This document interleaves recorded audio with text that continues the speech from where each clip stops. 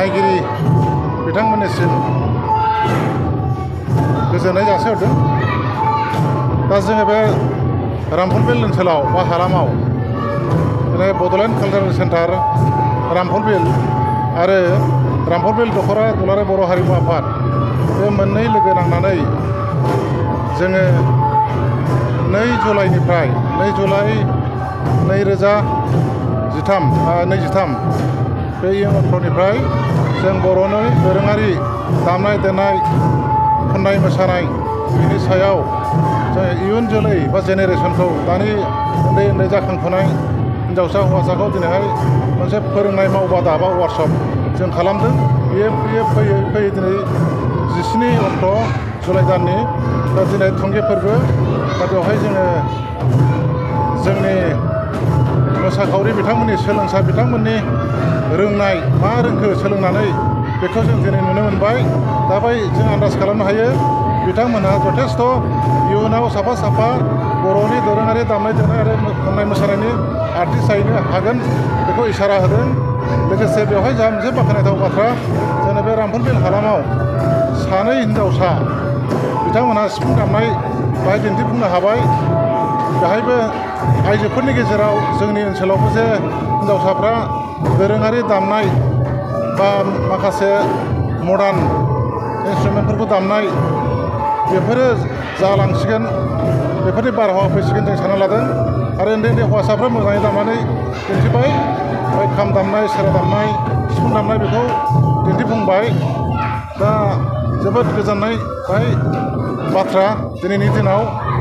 आरो दिनैनि बे गोथार दिनाव दिनैहाय आलासि हिसाबै नुजाफैनो हादोंमोन जोंहा सानजा 30 नं क'क्राझार बियाबनि मानाव गेदेर MLA लरेन्स इस्लारि सारा। बिथाङाबो मोजां माखासे मेसेज होलांबाय हारिमुखौ फोथांनायनि सायाव, हारिमुखौ लाखिनायनि सायाव आरो गथ'फोरखौ इयुन जेनेरेसनफोरखौबो दा जायफ्रा बेहाय बाहागो लादों बेखौबो मोजाङैनो बोसोन होलांबाय। फरायनायजों लोगोसे दामनाय देनाय खन्नाय मोसानायखौ सोलोंनानै बेजोंबो मानसि जानो हायो, लोगोसे हारिनि हारिमुखौ लाखिनाय जायो होननानै मोजां बोसोन होलांबाय। गोजोनथाव बाथ्रा। आरो मोनसे गोजोननाय बाथ्राया जाहैबाय गावो फैगौ समफ्राव गाव हानायखिनि गावनि केपासिटि माबा मोनसे फिसा जिनिसबाबो मदद होगोन होननानै खोथा होलांदों। बेहायबो जों गोजोननाय मोनदों। आरो माखासे गिदिर हाबाफारिखौ मावफुंनांगौब्ला दानि बिटिआर गभर्नमेन्ट UPPL खुंनाय बिटिआर गभर्नमेन्ट जोंनि मानाव गेदेर प्रमद बर' सारनि गभर्नमेन्ट, दा बिसोरजों ज' सावरायलायनानै माबा मोनसे गोजौ लेभेलाव लांनायनि हाबाफारिखौ लानो हागौ होननानै मोनसे आसा होदों। आरो बेखौ थाबैनो थांनानै जोंनि दैदेनगिरिफ्रा एसे सावरायलायनो थाखाय बेखौबो एसे इंगित होलांनाय जादों आरोखि। बेनि थाखाय गोजोननाय बाथ्रा।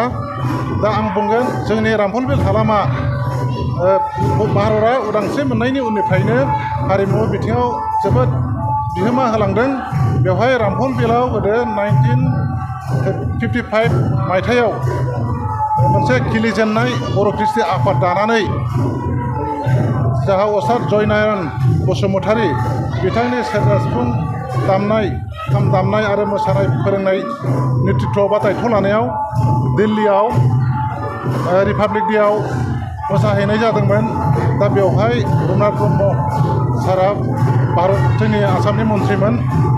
दा बे समावनो बिथांनि बोसोन बायदियै बै समनि बोखावजायै गवालपारा डिस्ट्रिक्टनि माखासे गोरों गोरा दामनो गोरों, खाम सिफुङाव दामनो गोरों, मोसानो गोरों माखासे आर्टिस्टफोरखौबो जयै लोगो नांनानै मोनसे इउनिटि आरो खौसेनि थाखाय रामफलनिल' थाङालासेनो बेवहाय ज' थांलायनाय जादोंमोन आरोखि।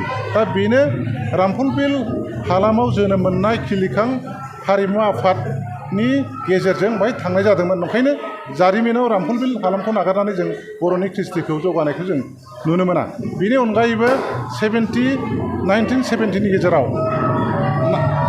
आफलागाव ओनसोलाव कामिनी कुमार नार्जारी, अस्ताद कामिनी कुमार नार्जारीनि माखासे नेतृत्वआव बा बिनि बोसोनाव आफलागावआव मोनसे रैसुमै बर' ख्रिस्टि आफाद दानाय दंमोन। बिसोरबो दिल्लीनि गुबुन गुबुन माने इण्डियानि गुबुन गुबुन जायगायाव भारत सरकार खुंनाय फेस्टिभेलफ्राव मोसाहैदों दा बिथांमोनहा गासैहाय 9सा